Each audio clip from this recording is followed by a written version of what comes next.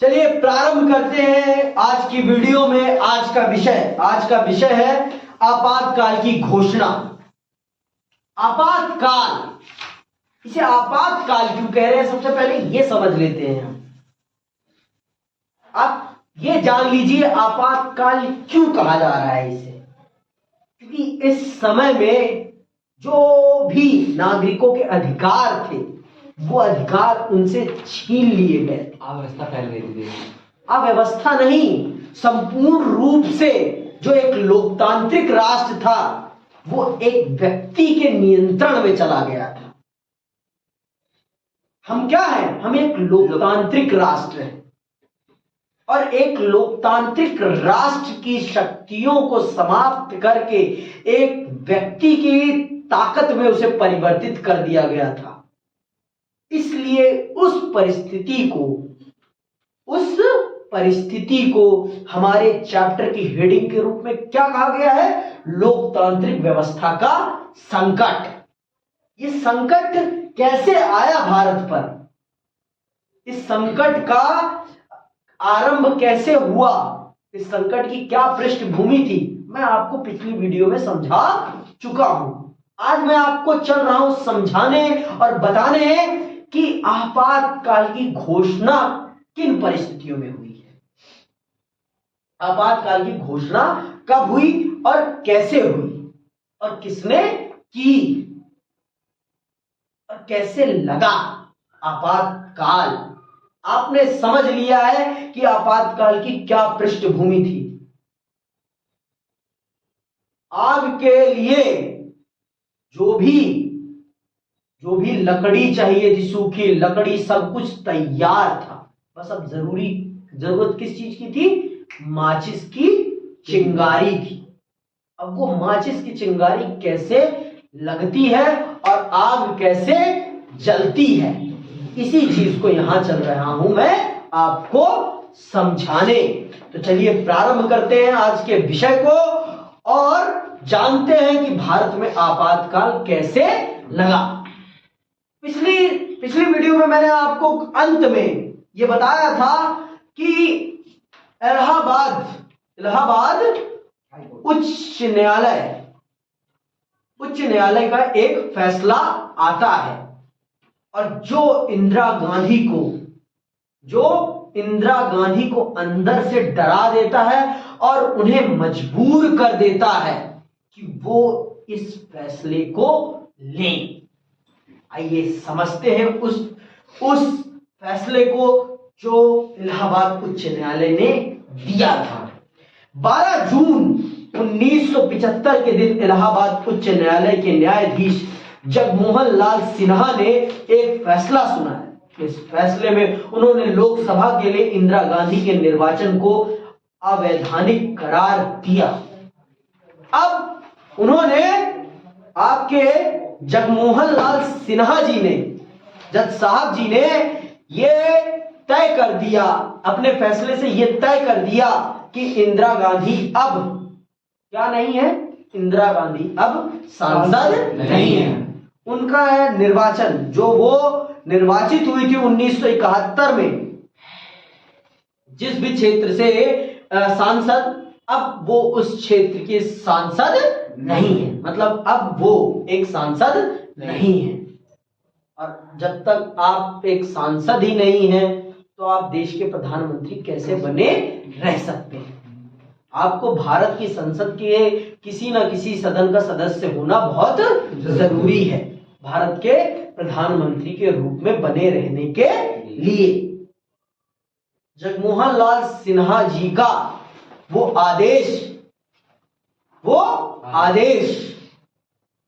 आदेश था जिसने विपक्षी पार्टियों को यह मौका दे दिया कि इंदिरा गांधी अब आपको सत्ता छोड़नी पड़ेगी, क्योंकि आप संवैधानिक रूप से देश की प्रधानमंत्री नहीं रह सकती हैं। क्यों? क्योंकि न्यायपालिका ने आपके निर्वाचन को रद्द कर दिया है। आप निर्वाचित ही गलत तरीके से हुई हैं। अपने आप को जनता ने आपको नहीं चुना, आपने जनता के साथ विश्वासघात किया है। मतलब उन्होंने ना निर्वाचन में, चुनाव के समय सरकारी ताकतों का प्रयोग किया था वोट प्रचार, चुनाव प्रचार में, जो कि संवैधानिक रूप से उचित नहीं है, जो कि संवैधानिक रूप से उचित नहीं है। आप क्यों ना प्रधानमंत्री हो उससे पूर्व, लेकिन आप सरकारी तंत्र या सरकारी व्यवस्था के किसी भी व्यक्ति का आप अपने वोट प्रचार में प्रयोग नहीं कर सकते हैं। आप सरकारी व्यवस्था की किसी भी व्यक्ति का, किसी भी वस्तु का आप वोट प्रचार में प्रयोग नहीं कर सकते हैं। आप जो भी करेंगे वो आपकी पार्टी का होगा और आपका निजी होगा। समझ में आई बात? आप सरकारी पैसे का दुरुपयोग नहीं कर सकते। चुनाव में जो पैसा लगेगा वो किसका लगेगा? आपका लगेगा। जो संसाधन लगेगा वो किसका लगेगा? आपका लगेगा। सरकार का कुछ भी नहीं लगाया जा सकता। तो इंदिरा गांधी जी के ऊपर यह आरोप था कि उन्होंने सरकारी संस्था, सरकारी संसाधनों का प्रयोग किया है अपने चुनाव प्रचार में, और इलाहाबाद उच्च न्यायालय ने उन्हें इस चीज में दोषी पाया और उनका निर्वाचन क्या कर दिया? रद्द कर दिया। आगे सुनो। न्यायमूर्ति ने यह फैसला समाजवादी नेता राजनारायण द्वारा दायर एक चुनाव याचिका के मामले में सुनाया था।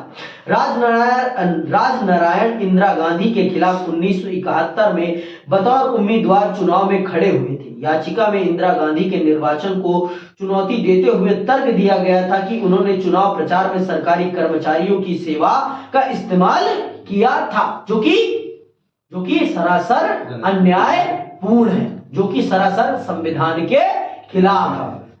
आप सरकारी कर्मचारियों का प्रयोग नहीं कर सकते हैं अपने चुनाव प्रचार के दौरान। समझ में आई बात? मैंने बताया ना, आप सरकारी तंत्र का किसी भी प्रकार से, सरकारी तंत्र, सरकारी संसाधन का आप अपने चुनाव प्रचार में किसी भी प्रकार से प्रयोग नहीं कर सकते। ये संविधान के सरासर खिलाफ है। ये संविधान के क्या है? सरासर खिलाफ। समझ में आई बात? इस्तेमाल किया था। उच्च न्यायालय के इस फैसले का मतलब यह था कि कानूनन अब इंदिरा गांधी सांसद नहीं रही, और अगर अगले 6 महीने की अवधि में दोबारा सांसद निर्वाचित नहीं होती तो प्रधानमंत्री के पद पर कायम नहीं रह सकती। 24 जून 1975 को सर्वोच्च न्यायालय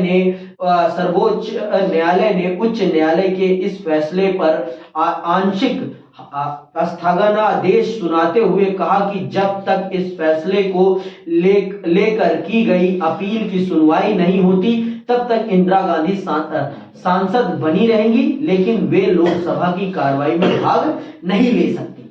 24 जून को आपके देश की सबसे बड़ी अदालत सर्वोच्च न्यायालय ने इस फैसले पर रोक लगाई और यह कहा कि जब तक इस फैसले की सुनवाई सर्वोच्च न्यायालय में नहीं हो जाती तब तक इंदिरा गांधी सांसद तो बनी रह सकती हैं, लेकिन लोकसभा की कार्रवाई में भाग नहीं ले सकती।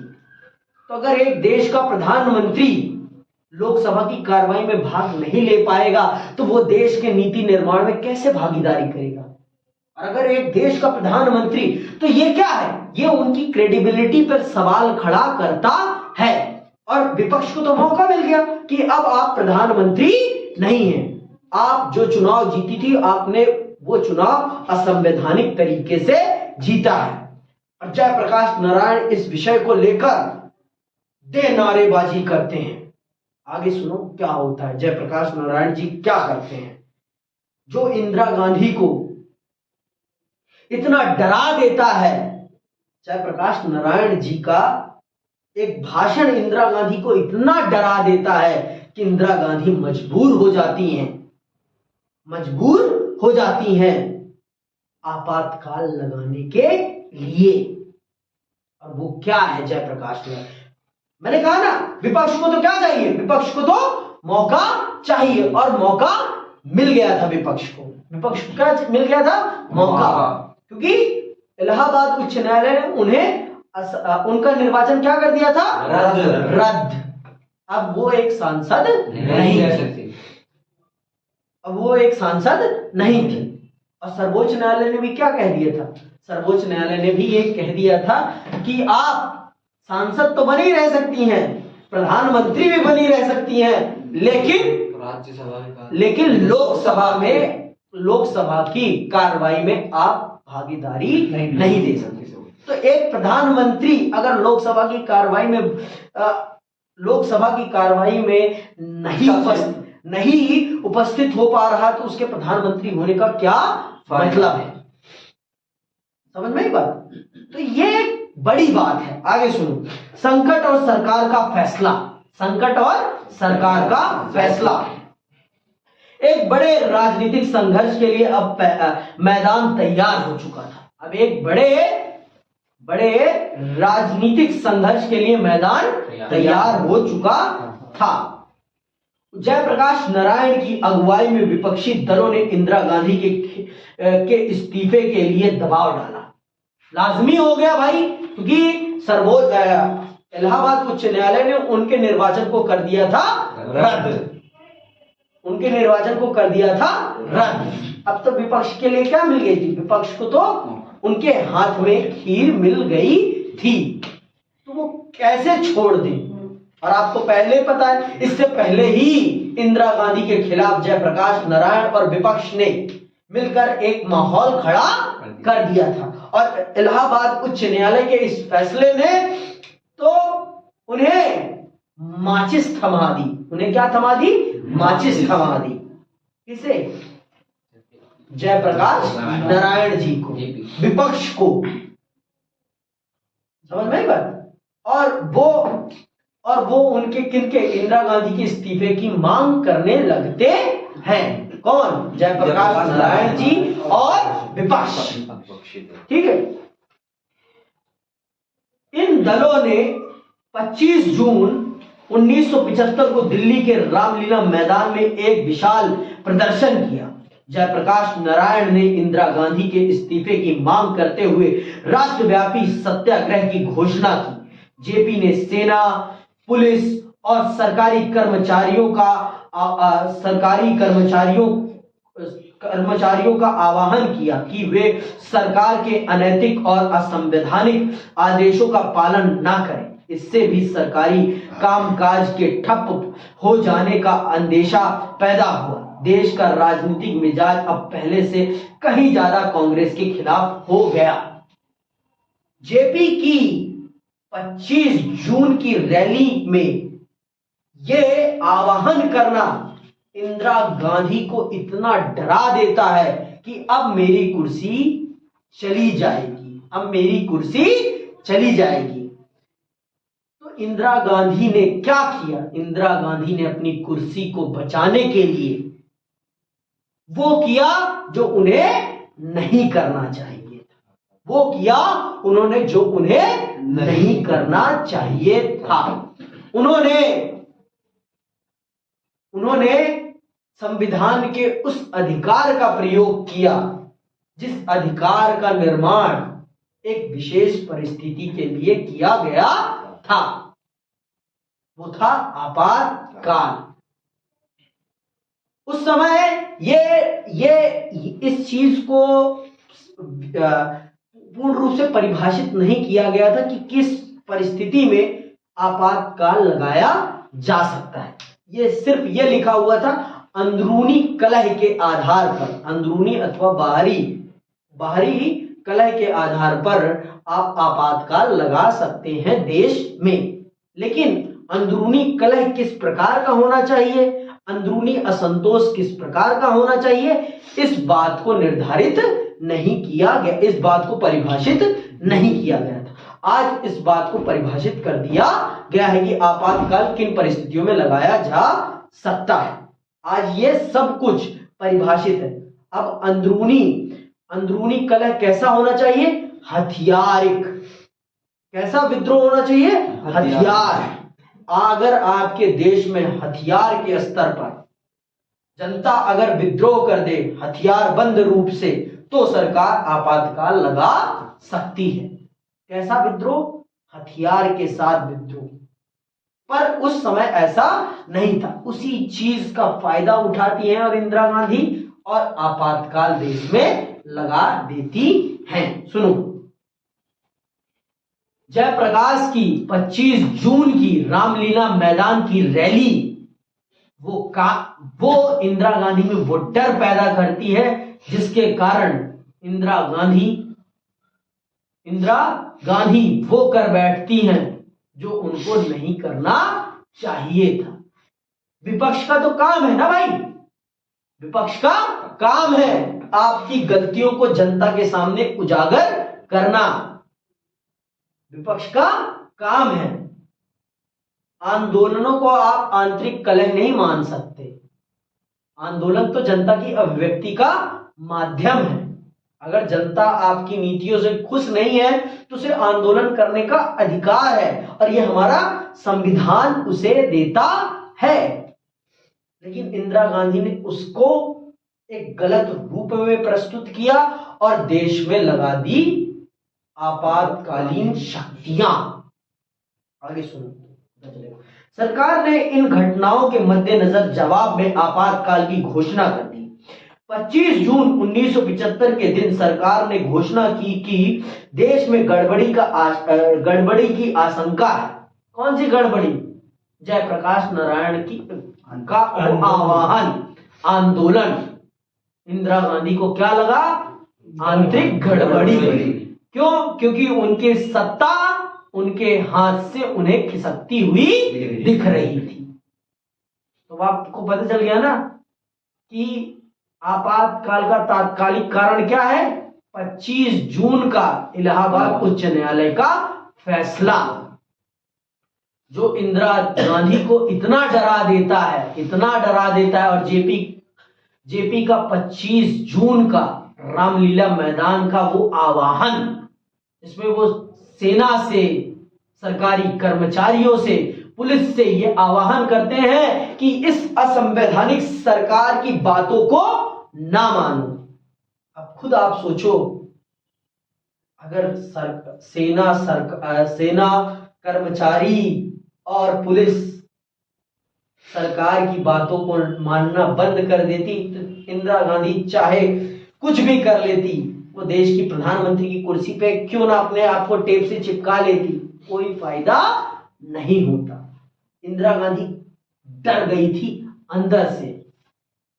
तो अब आप जान लो अहिंसा में कितनी ताकत होती है। जो कहते हैं अहिंसा में ताकत नहीं है, वो देख ले अहिंसा में कितनी ताकत होती है। ये अहिंसा का ही कमाल है, यहां हिंसा नहीं हो रही है, ये हिंसा हो रही है। जयप्रकाश नारायण जी ने जब आंदोलन प्रारंभ किया तो उनकी पहली शर्त क्या थी कि आंदोलन कैसा होना चाहिए? अहिंसक होना चाहिए। और दूसरी शर्त क्या थी? बिहार से भी बाहर जाएंगे, पूरे राष्ट्र के स्तर पर यह आंदोलन होना चाहिए। ये सिर्फ बिहार की समस्या नहीं, ये पूरे देश की समस्या है और पूरे देश को इस समस्या से निकालना हमारा कर्तव्य है। तो आप इस बात को समझ लो। जेपी के उस आह्वान ने इंदिरा गांधी को इतना डरा दिया कि इंदिरा गांधी ने उस ताकत का इस्तेमाल कर दिया जिस ताकत का उन्हें इस्तेमाल नहीं करना चाहिए था। किसको रोकने के लिए? सिर्फ विपक्ष को रोकने के लिए, अपनी कुर्सी को बचाने के लिए। आगे सुनो, 25 जून 1975 के दिन सरकार ने घोषणा की कि देश में गड़बड़ी की आशंका है और देश इस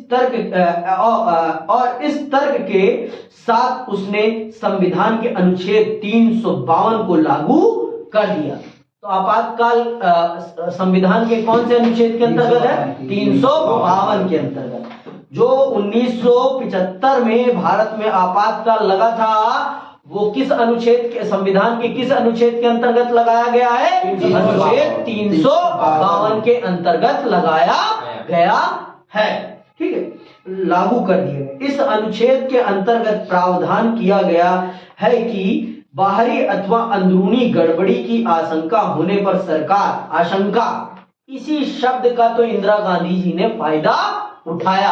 आशंका, शक, अगर आपको लगता है कि देश की बाहर अथवा अंदरूनी अंदर किसी प्रकार की गड़बड़ी होने की आशंका है तो आप आपातकाल लगा सकते हैं।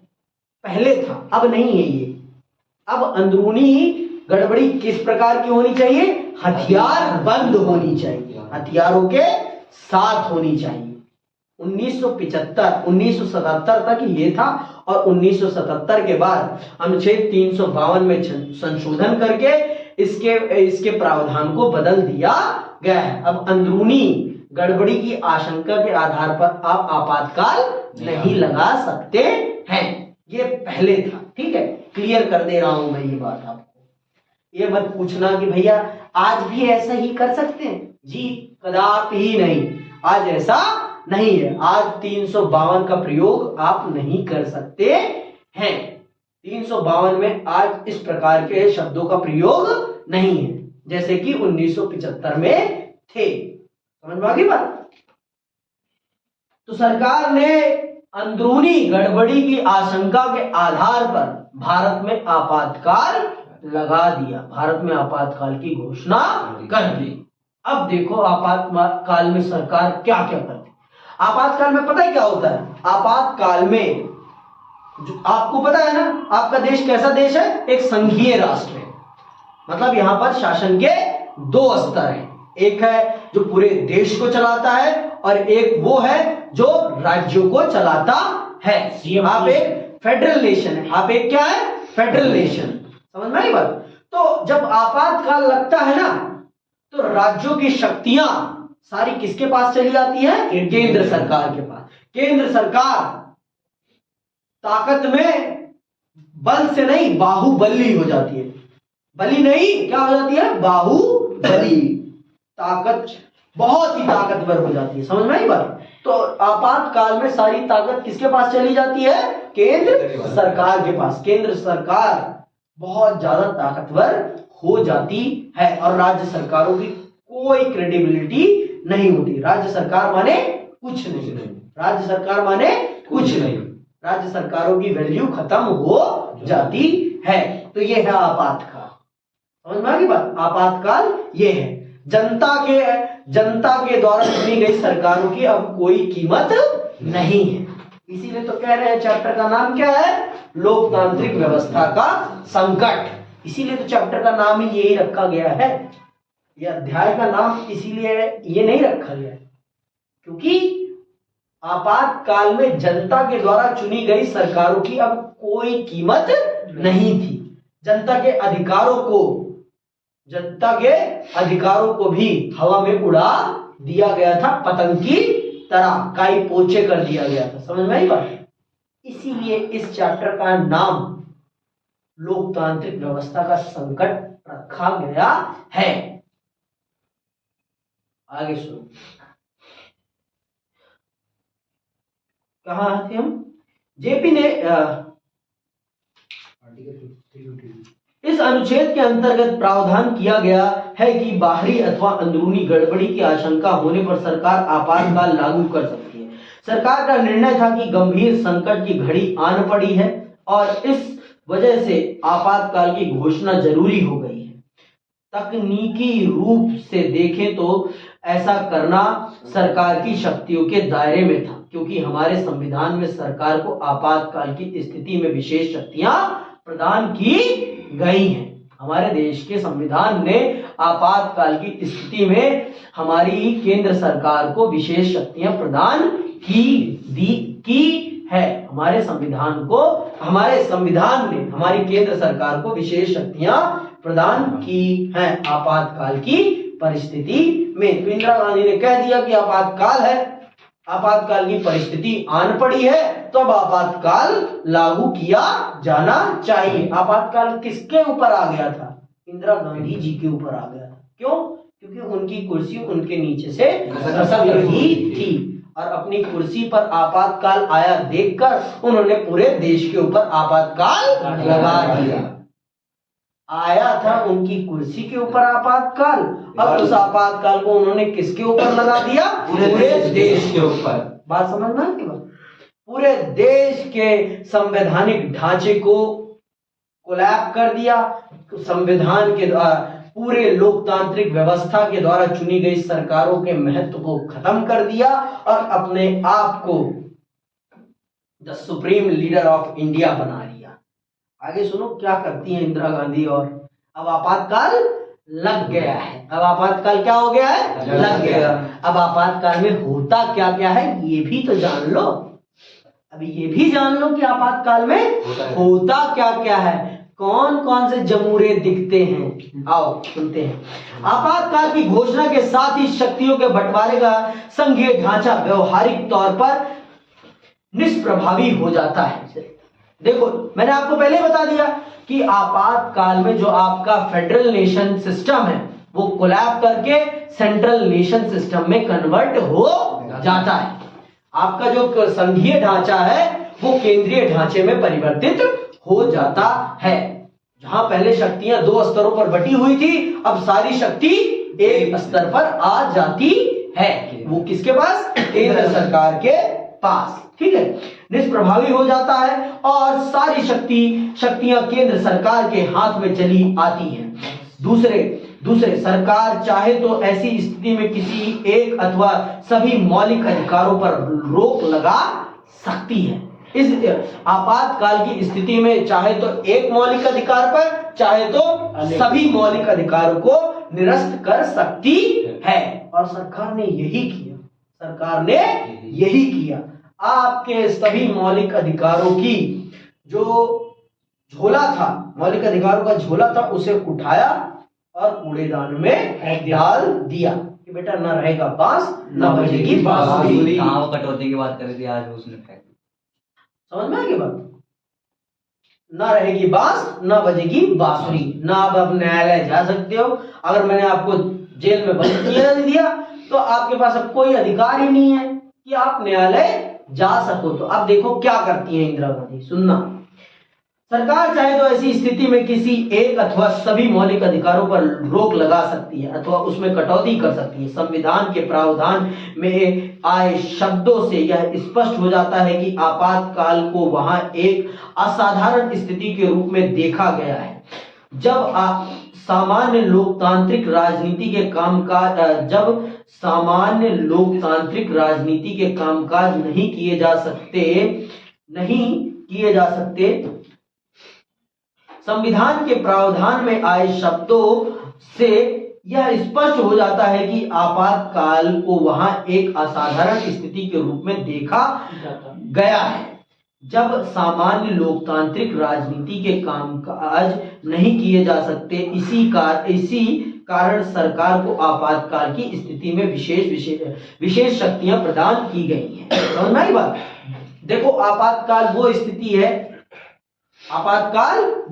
है जहां पर सरकार 10 लोगों से बातचीत नहीं कर सकती, उसे इंस्टेंट फैसले लेने होते हैं। भाई जब असली में आपातकाल आ जाएगा देश में, अगर किसी देश से आपका युद्ध चल रहा है तो आप 10 मुख्यमंत्रियों, आपके देश में 28 मुख्यमंत्री, आप 28 मुख्यमंत्रियों से बातचीत कर पाओगे?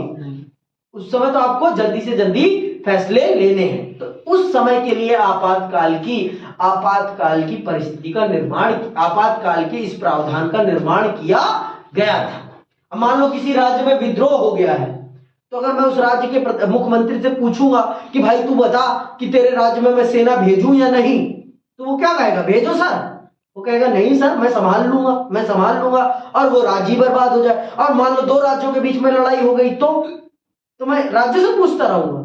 इसलिए आपातकाल के प्रावधान में ये शक्तियां दी गई हैं कि जब भी आपातकाल की परिस्थिति आएगी तो सरकार के पास, केंद्र सरकार के पास ये अधिकार है कि वो राज्य सरकारों की शक्तियां छीन सकती है और अल्टीमेटली आ जाती हैं।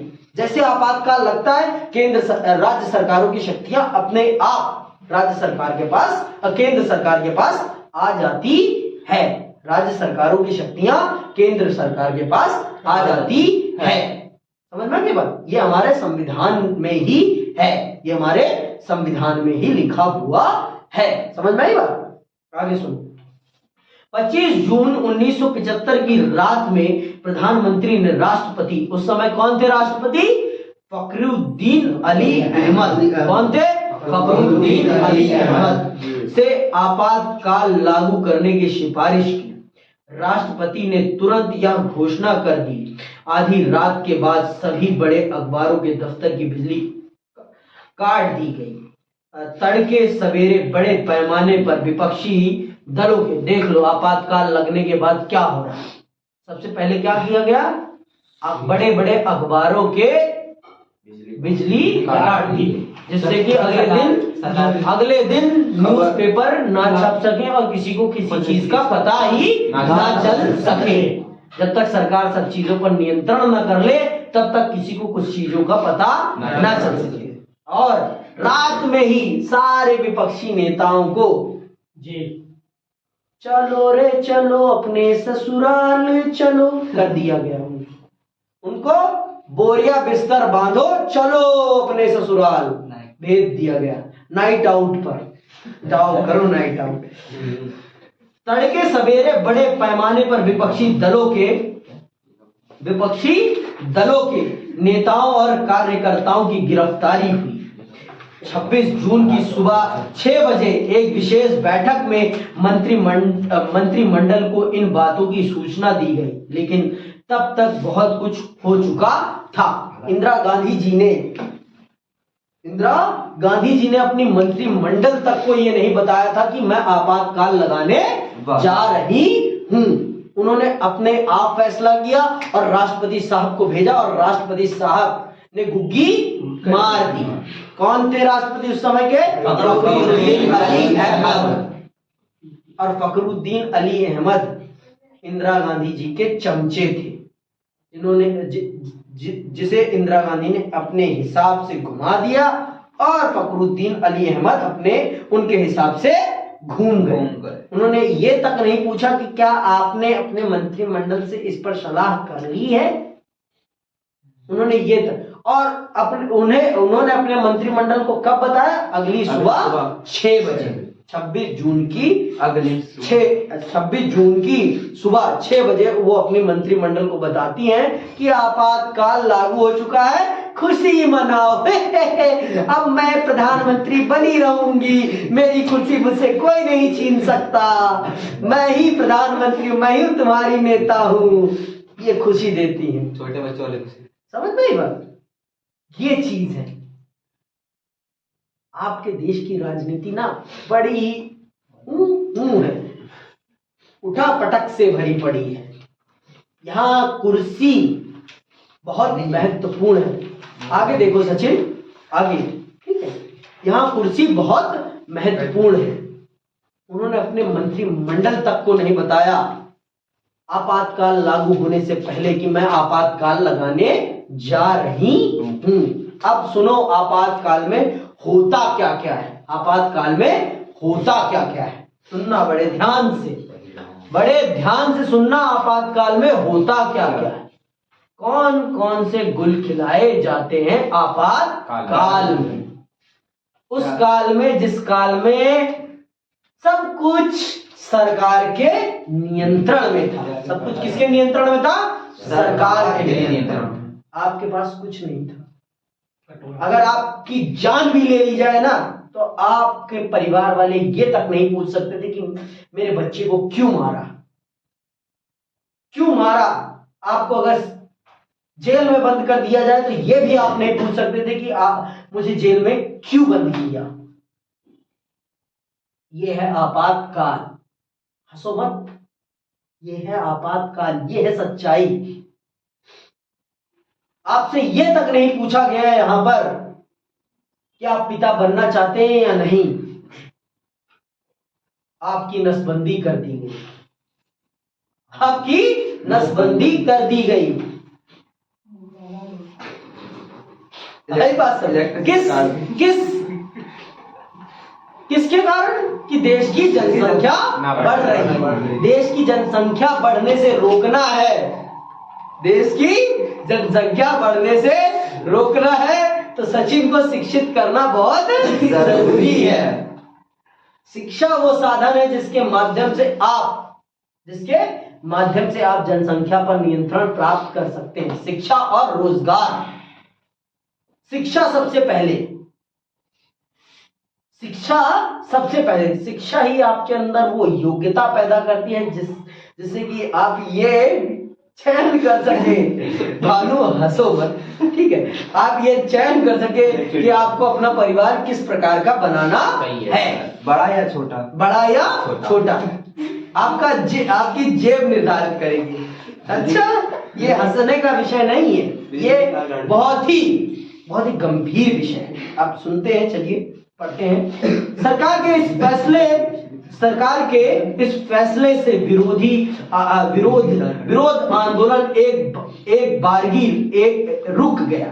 हड़तालों पर रोक लगा दी गई। अनेक विपक्षी नेताओं को जेल में डाल दिया गया।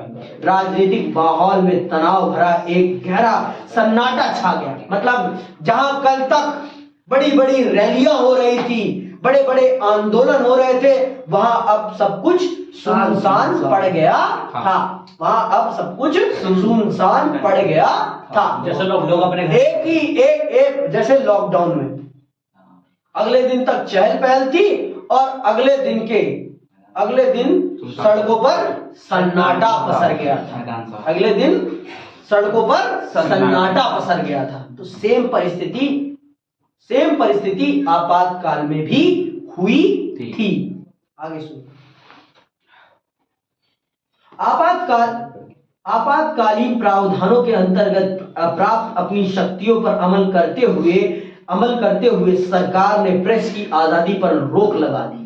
समाचार पत्रों को कहा गया कि कुछ भी छापने से पहले अनुमति लेना जरूरी है। अगर आपको कुछ भी छापना है तो आपको अनुमति लेना पड़ेगा। बिना सरकार की अनुमति के आप सरकार के खिलाफ कुछ भी नहीं छाप सकते हैं। बिना सरकार को दिखाए आप अपने न्यूज़पेपर में कुछ भी छाप नहीं सकते। वो खाली छोड़ देते हैं। उसे सेंसरशिप कहते हैं। उसे क्या कहते हैं? सेंसरशिप। आगे सुनो, वो तो उनका विरोध करने का तरीका है जो उन्होंने आगे सुनो तो इसे सेंसरशिप के नाम से जाना जाता है। सामाजिक और सांप्रदायिक गड़बड़ी की आशंका के मद्देनजर सरकार ने राष्ट्रीय स्वयंसेवक संघ आरएसएस और जमात ए इस्लामी पर प्रतिबंध लगा दिया। धरना प्रदर्शन और हड़ताल की भी अनुमति नहीं थी। सबसे बड़ी बात यह हुई कि आपातकालीन प्रावधानों के अंतर्गत नागरिकों के विभिन्न मौलिक अधिकार निष्प्रभावी हो गए। उनके पास अब यह अधिकार भी नहीं रहा कि मौलिक अधिकारों की बहाली के लिए अदालत का दरवाजा खटखटाएं। अब उनके पास कोई भी मौलिक अधिकार नहीं था।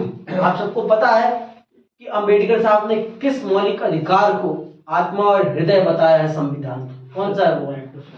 Heart and soul. हाँ, हार्ट एंड सोल किसे बताया है? कौन सा वो मौलिक राइट टू एजुकेशन? नहीं, ऐसा तमाशा मारा राइट टू एजुकेशन।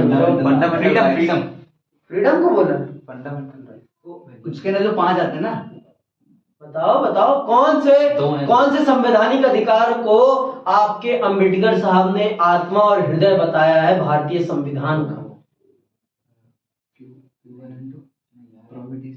हिंदी है। फंडामेंटल मैं हिंदी नहीं पढ़ा उसने। अच्छा, बहुत बार मैंने बताया नहीं है क्या? इंग्लिश में पढ़ा। अच्छा, तो याद नहीं है क्या? आप 12वीं के बच्चे हो ना? बुक इंग्लिश में पढ़ा। हाँ, तो बुक इंग्लिश में थी, पढ़ाया तो मैंने ही है, बताया तो है मैंने। संवैधानिक उपचार का अधिकार, संवैधानिक उपचार का अधिकार, राइट टू रेमेडीज, वो अधिकार है जिसके अंतर्गत आपके सारे अधिकारों को सुरक्षित किया गया है। इसीलिए अंबेडकर साहब ने क्या कहा है इन्हें? Heart and soul of the constitution. समझ में आई बात? संवैधानिक उपचार के अधिकार, संवैधानिक उपचार का अधिकार वो अधिकार है जिसके माध्यम से आप अपने सभी अधिकारों को सुरक्षित करते हैं। आई बात समझ में? या अभी भी नहीं आई बात समझ में? तो अब आपके पास कोई भी अधिकार नहीं था। समझ में आई बात? आपके पास अब कोई भी अधिकार नहीं था। आपके पास अदालत जाने का भी अधिकार नहीं था। जय भीम किसने देखी है? मैंने। उसमें कौन से अधिकार का प्रयोग होता है बताओ, उसको जेल से निकालने के लिए? या उनके खिलाफ केस लड़ने के लिए? जय भीम देखी है किसी ने? देखिए भैया, तो याद ही नहीं है पहली बात तो। हैबियस कॉर्पस का यूज होता है, हैबियस कॉर्पस, बंदी प्रत्यक्षीकरण। समझ में आई बात? बंदी प्रत्यक्षीकरण, समझ में आई बात? ये अधिकार क्या कहता है? ये अधिकार ये कहता है कि न्यायपालिका किसी भी व्यक्ति को, किसी भी गिरफ्तार व्यक्ति को अपने सामने प्रस्तुत करने के लिए पुलिस से कह सकती है। समझ में आई बात? वो लोग उसे पुलिस के सामने प्रस्तुत कर रहे थे? नहीं। क्या बोल रहे थे कि वो तो जेल तोड़ के भाग गए। बंदी प्रत्यक्षीकरण वो अधिकार है कि मान लो आपको पुलिस ने जो प्रक्रिया है, संवैधानिक प्रक्रिया, उस प्रक्रिया के बगैर अगर आपको गिरफ्तार किया है, आप वैसे 24 घंटे में आपको न्यायालय के सामने प्रस्तुत, मजिस्ट्रेट के सामने प्रस्तुत करना अनिवार्य है, लेकिन अगर आपको प्रक्रिया के अंतर्गत प्रक्रिया के अंतर्गत गिरफ्तार ना करके भी नहीं किया गया है, अगर आपके घर वालों को ये लगता है कि आपको बेवजह गिरफ्तार किया गया है, तो आप न्यायालय में ये याचिका दायर कर सकते हैं। कौन सी? बंदी प्रत्यक्षीकरण की, हैबियस कॉर्पस की। और अदालत से ये दरख्वास्त कर सकते हैं कि हमारे जिस व्यक्ति को गिरफ्तार किया गया है उसे नाजायज तरीके से गिरफ्तार किया गया है, कृपया आप उस व्यक्ति के गिरफ्तार करने के कारण को जाने, और अगर उचित है तो उसे जेल में रखें, और अगर अनुचित है तो कृपया उसे छोड़ें, और जिन्होंने उसे गिरफ्तार किया उसे दंड दिया जाए। समझ में आई बात की? अभी भी नहीं आई? फिर से जाना, आज जय भीम देख लेना जरा फिर से एक बार। समझ में आई बात? हैबियस कॉर्पस बहुत बड़ा अधिकार है आपके पास, लेकिन आप लोगों को क्या, जब चले जाएंगे ना हाथ से अधिकार, तब पता चल जाएगा क्या होते हैं अधिकारों का महत्व। जाके उनसे पूछना जिन्होंने आपातकाल के समय में जेल भोगी है। अभी तक जेल की जिंदगी किसी ने जी नहीं है ना, और मैं चाहूंगा भी कि आप कभी भी मत जिए। मैं भगवान से ये प्रार्थना करता हूं कि किसी को भी जेल की जिंदगी नसीब ना हो, क्योंकि जेल की जिंदगी होती है। जेल होती है, और सामान्य परिवेश होता है। यहाँ आप जो चाहें वो कर सकते हैं, वहां आप अपने अनुसार जीवन नहीं व्यतीत करते। वहां आप जेलर के अनुसार, जेल के कर्मचारियों के अनुसार अपना जीवन व्यतीत करते हैं। आपके मौलिक अधिकार फुर्र हो जाते हैं। उड़ा उड़ा रे कबूतर मेरी डूंगी के ऊपर हो जाता है, गायब, हुड़ दबंग हो जाता है सब कुछ। समझ में आई बात? अपने अधिकारों को जरा समझो, जानो, और उनके लिए सचेत रहो थोड़ा सा। नहीं उड़ा जाएगा कोई कबूतर, पर पता भी नहीं चलेगा आपको, जब आपके अधिकार आपके पास से चले जाएंगे। अपने अधिकारों के प्रति अवेयर रहना बहुत जरूरी है। आगे सुनो, कहां थे हम?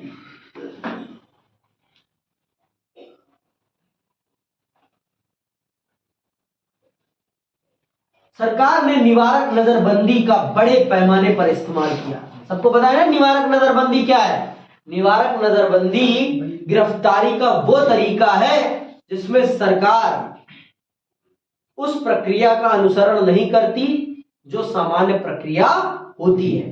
निवारक नजरबंदी के अंतर्गत आप किसी भी व्यक्ति को 3 महीने तक बिना अदालत के सामने प्रस्तुत किए जेल में रख सकते हैं। उसको कहते हैं निवारक नजरबंदी। आगे सुनो, इस प्रावधान के अंतर्गत लोगों को गिरफ्तार इसलिए नहीं किया जाता कि उन्होंने कोई अपराध किया है, बल्कि इसके विपरीत इस प्रावधान के अंतर्गत लोगों को इस आशंका से गिरफ्तार किया जाता है कि वे कोई अपराध कर सकते हैं। यहाँ पर आपको गिरफ्तार इसलिए नहीं किया गया है कि आपने अपराध किया है।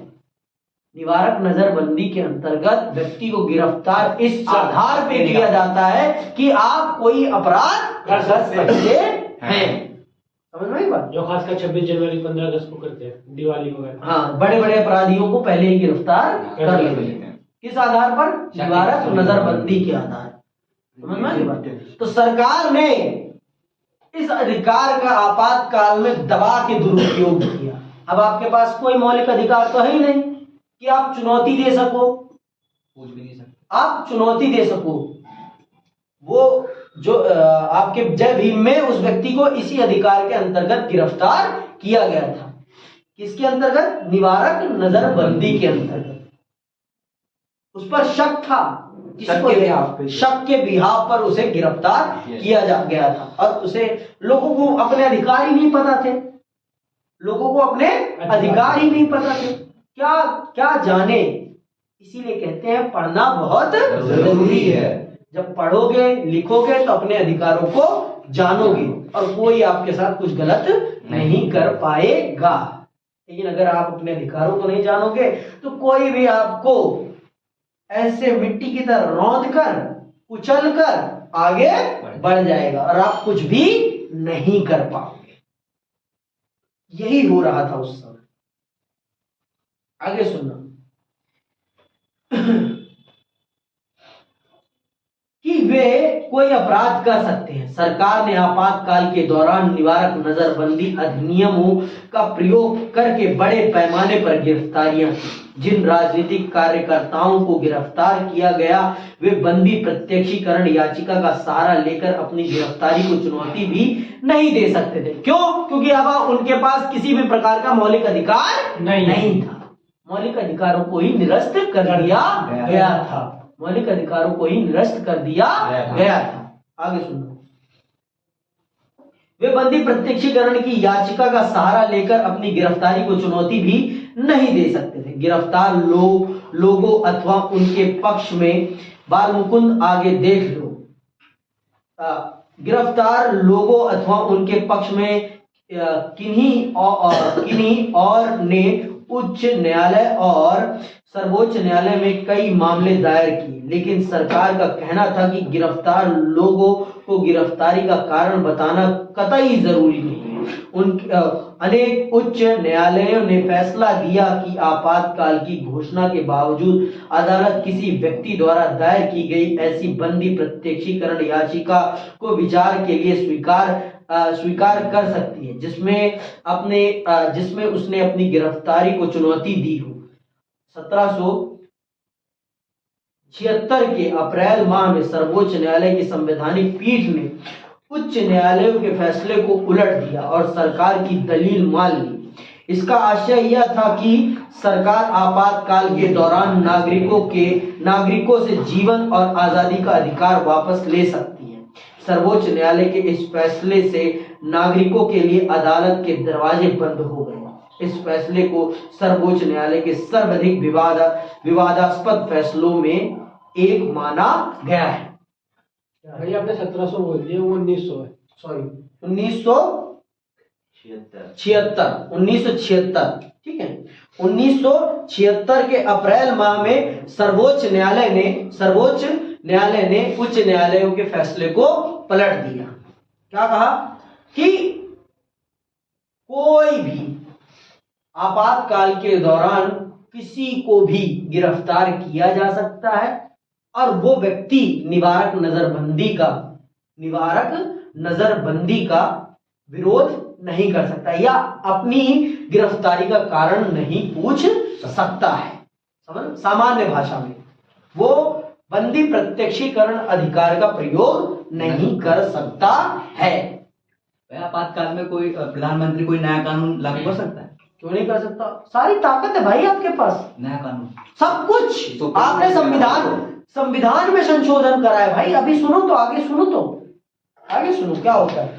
आपातकाल की मुखालिफत और प्रतिरोध की कई घटनाएं घटी। पहली लहर में जो राजनीतिक कार्यकर्ता गिरफ्तारी से बच गए थे वे भूमिगत हो गए और उन्होंने सरकार के खिलाफ मुहिम चलाई। इंडियन एक्सप्रेस और स्टेट्समैन जैसे अखबारों ने प्रेस पर लगी सेंसरशिप का विरोध किया। जिन समाचारों को छपने से रोका जाता था उनकी जगह ये अखबार खाली छोड़ देते। ये क्या था? ये सरकार के खिलाफ अपना विरोध प्रदर्शित करने का एक तरीका था। ये सरकार के खिलाफ अपना विरोध प्रदर्शित करने का एक तरीका था जो समाचार पत्र अपना रहे थे। लेकिन आज सरकार के खिलाफ आप कुछ बोल के तो दिखाओ, आपको क्या घोषित कर दिया जाएगा? देशद्रोही, आतंकवादी। आप देश के हितैषी नहीं है, आप पप्पू हैं। समझ? आगे सुन।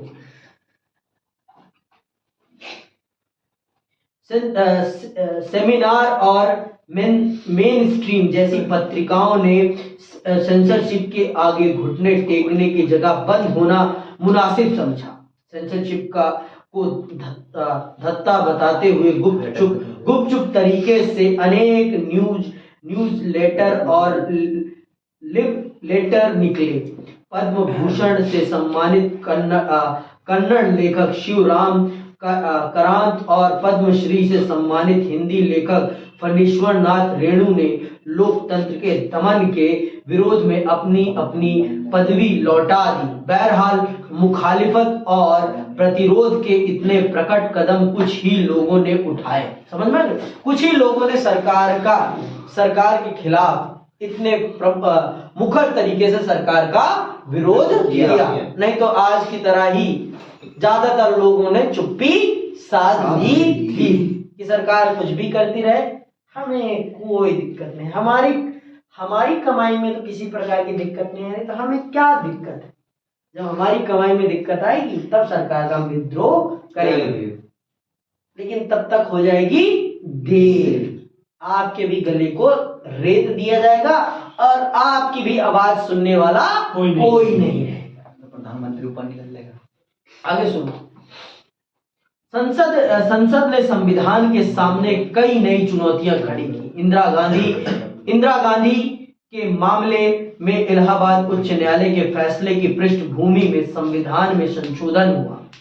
इस संशोधन के द्वारा प्रावधान किया गया कि प्रधानमंत्री, राष्ट्रपति और उपराष्ट्रपति पद के निर्वाचन को अदालत में चुनौती नहीं दी जा सकती। मतलब जो व्यक्ति प्रधानमंत्री है, जो व्यक्ति राष्ट्रपति है और जो व्यक्ति उपराष्ट्रपति है, उस व्यक्ति के निर्वाचन पर किसी भी प्रकार का सवाल नहीं खड़ा किया जा सकता।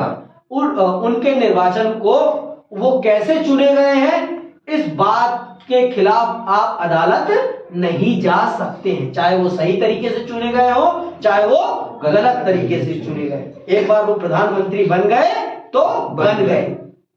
ये संशोधन कर दिया गया, इसमें संविधान में। आगे सुनिए। आपातकाल के दौरान ही संविधान का 42वां संशोधन पारित हुआ। संविधान में आपातकाल के दौरान संविधान का कौन सा संशोधन हुआ? 42वां संशोधन पारित हुआ। आप पढ़ चुके हैं कि इस संशोधन के जरिए संविधान के अनेक हिस्सों में बदलाव किए गए। 42वें संशोधन के जरिए हुए अनेक बदलाव में एक था देश की विधायिका के कार्यकाल को 5 से बढ़ाकर 6 साल करना। यह व्यवस्था मात्र आपातकाल की अवधि भर के लिए नहीं की गई थी, इसके आगे के दिनों में भी अस्थायी रूप से लागू किया जाना था। इसके अतिरिक्त अब आपातकाल के दौरान चुनाव को 1 साल के लिए स्थगित किया जा सकता था। इस तरह देखें तो 1971 के बाद अब चुनाव 1976 के बदले 1978 में करवाए जा सकते थे। समझ में? इंदिरा गांधी जी ने अपने कार्यकाल को बढ़ाने के लिए जो हो सका वो किया, जो हो सका वो किया। समझ में? जो हो सका वो किया। पूरा डोर लगा दिया। संविधान में संशोधन कर दिया, कितनी बड़ी बात है। आपके संविधान का 42वां संशोधन कब हुआ है? आपातकाल के दौरान हुआ। अपनी ताकत को, अपने गलत फैसलों को, असंवैधानिक गतिविधियों को संवैधानिक बताने के लिए उन्होंने संविधान को ही अपने हिसाब से बदल दिया। यह है आपातकाल। आप अगर अपने अधिकारों को नहीं जानोगे तो आपके नीचे से कब जमीन खिसका दी जाए आपको नहीं पता चलेगी। इसलिए कहते हैं महिला को प्रधानमंत्री बनाना चाहिए। अच्छा जी, अच्छा इसके बाद से कोई बनी नहीं। इसके देखो ये एक आप एक लैंगिक भेदभाव कर रहे हैं। हाँ सही बात है। ये एक भेदभाव है। भैया कोई भेदभाव नहीं करना चाहिए। उनके पास भी अधिकार है। भेदभाव है। एक और बैठा दो, इस पे केस करो, एक और बैठा दो। तो करो, ये तो जनता तय करेगी ना। हाँ। मैं किसमें क्या कर सकता हूँ? ये हम तय करेंगे। ये आप तय करेंगे। बैठाओ फिर मायावती को बैठाओ। बिठाओ भाई। चलिए आज के लिए बस इतना ही। अगली क्लास में हम समझेंगे आपातकाल के संदर्भ और विवाद। आज के लिए बस इतना ही। धन्यवाद। जय हिंद, जय भारत।